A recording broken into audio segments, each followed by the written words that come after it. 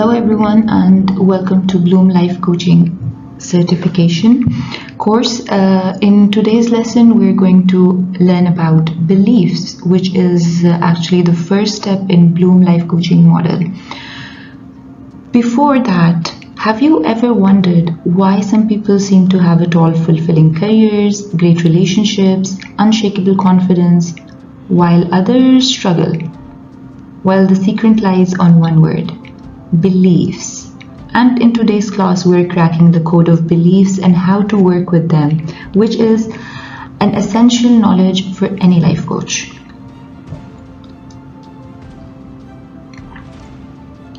So let's get on the same page. First of all, beliefs are those deeply held ideas we consider true about ourselves, the world and others.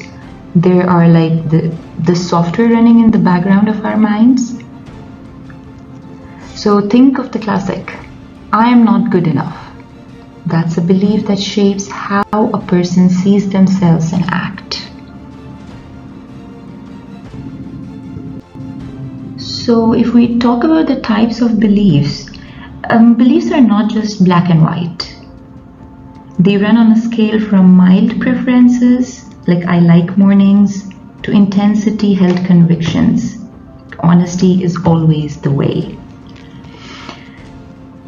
We have beliefs about everything, about ourselves, about what's possible, about how the world works. So understanding these types is a coach's superpower. So by now you all must be thinking, how do we form beliefs? Where do they come from? So let me tell you, beliefs are not random. They come from experiences, what we have been told, even things we made up as kids. So let's do a quick exercise. I want you to stop right now and visualize. Visualize recalling a memory or a moment a limiting belief was formed.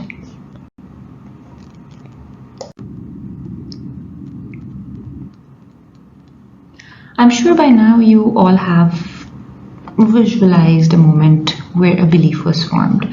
Now, this is a big one. What are its impacts? Right, so beliefs act as filters, determining what we pay attention to, how we interpret events, and ultimately the actions we take. Uplifting belief. Expect good. Negative belief. Well, you get the picture. Now let's get practical and learn how to reframe negative beliefs. We understood that we all have beliefs. Some of them could be negative, which might be stopping us from reaching our full potential. So how do we reframe negative beliefs? Can we do that? Yes, we can. It is possible. So reframing negative beliefs involves shifting one's perspective on a particular belief to view it in a more positive or constructive light. So there's a technique called finding the evidence. It's all about questioning the validity of those old beliefs, negative stories we tell ourselves. So first step would be definitely to identify that negative belief. Start by pointing a negative belief. While you're listening to this, you can actually do this on the go with me. So let's start using the classic example of I am not smart enough. We all, or you might have heard this, someone somewhere saying this, right?